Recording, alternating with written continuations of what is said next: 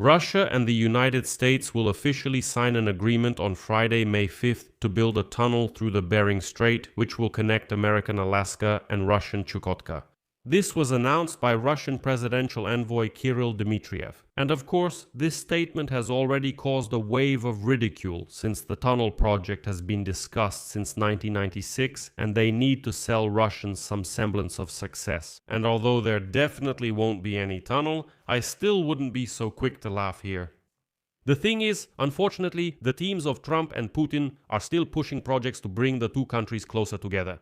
And this is something that gets overlooked, but it seriously harms Ukrainian diplomacy. And this needs to be talked about. For example, the US Treasury lifted sanctions from Russian oil, and the US Secretary of State explains why dialogue with the Russians is necessary. And for the first time since the beginning of the war, the full-scale war against Ukraine, parcels from America have started being delivered to Russia. Russia and the US will hold a propagandistic hockey exhibition match. And Donald Trump sent his envoy to the Economic Forum in St. Petersburg, who today presented the Russians with a gift from Donald Trump, an Orthodox icon from Alaska. But of course, this story also has a flip side. While the Kremlin is looking for ways to manipulate Donald Trump, in occupied Crimea they have openly stated that there is no gasoline for civilians from now on, and there won't be any in the coming days. So, Russia and the United States of America will sign an agreement to build a tunnel between Chukotka and Alaska. The special representative of the President of the Russian Federation, Kirill Dmitriev, announced the news today. And now Russian propaganda is loudly proclaiming the great successes achieved by Russian diplomacy. But let me immediately quote Dmitriev so that it's clear what's actually happening. We will have news, yes, tomorrow. We are signing an agreement that we will continue the tunnel design project, so the tunnel will happen. We're working on the tunnel design, which will be a major infrastructure project between our countries. Yes, you heard that right. Russia and the US will sign an agreement on designing a tunnel under the Bering Strait. And I'll just give you another example of a Russian mega project, so you understand how insignificant this news is. The power of Siberia. 2 gas pipeline to China from Russia has been under design by Russians for more than 10 years. But they still can't even start proper construction.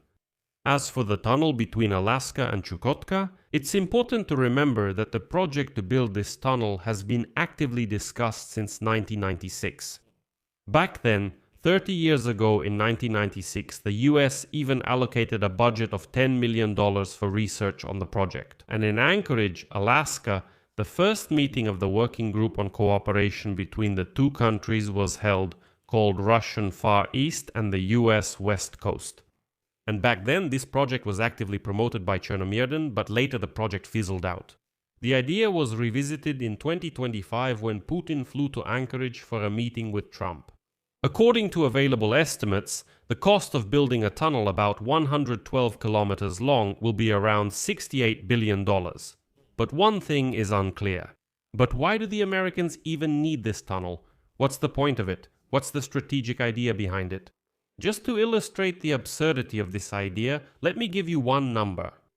The total trade between the US and Russia for the entire year of 2025 was just over $4 billion. That's the total trade. Absolutely everything is included here. 4 billion. So, the cost of the tunnel is equal to the total trade between the countries for 17 years. Why would they need this tunnel? But the Russians need to present some kind of success. And so that's what they're doing.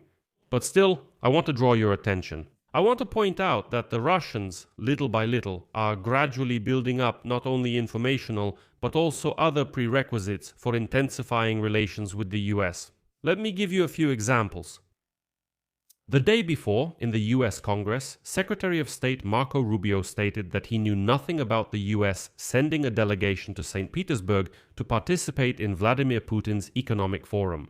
However, the chairman arrived in St. Petersburg.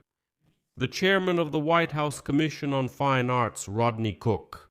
And this Cook has already managed to please Russian propaganda. A representative of the White House presented Russian priests with a copy of the miraculous icon of the Mother of God from Alaska.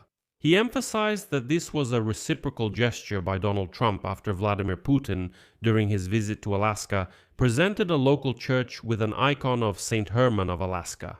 And now just take a look. Listen to this quote from Rodney Cook.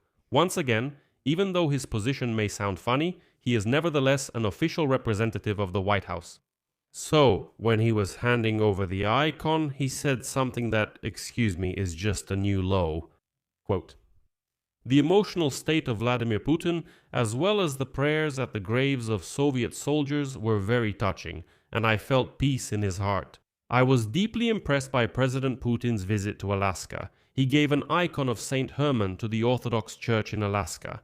President Trump suggested that I reciprocate this gesture.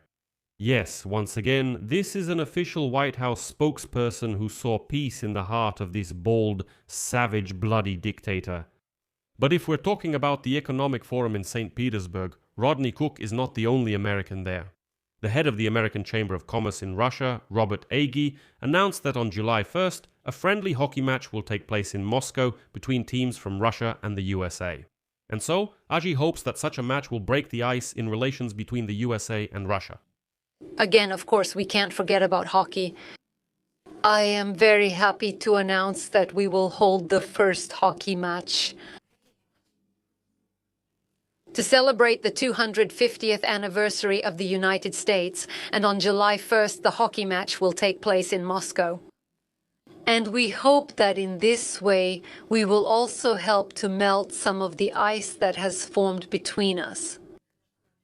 In addition to this, it has become known that the Russian post, after 4 years, has resumed delivery of parcels from America. The postal operators of the two countries have resumed the import of mail, which was suspended in 2022, and the first batch of shipments from America has already arrived in the Russian Federation.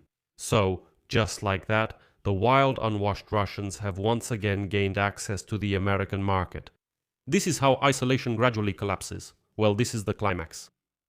Marco Rubio stated the importance for the US to maintain bilateral relations with Russia.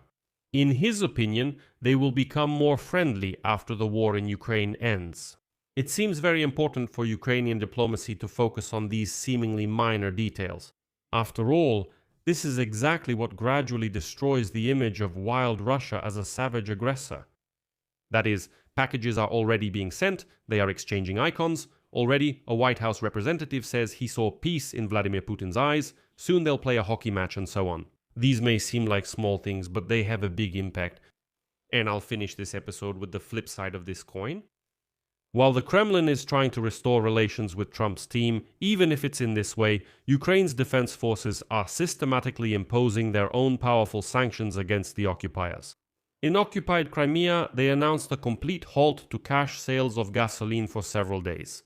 Earlier, they introduced special coupons for buying gasoline there. But today, the so-called head of Crimea, Aksyonov, stated, quote, "There are no gasoline coupons available for free sale, and there won't be any in the near future. For previously purchased coupons, no more than 20 liters of fuel will be given to one person at a time." At each gas station, representatives of municipalities and Republican agencies will be on duty, recording the license plate numbers of cars refueling with coupons, to prevent speculation. And these kinds of restrictions are being introduced against the backdrop of a severe fuel shortage, which, by the way, has affected not only the occupied Crimea, but also some regions of Russia itself.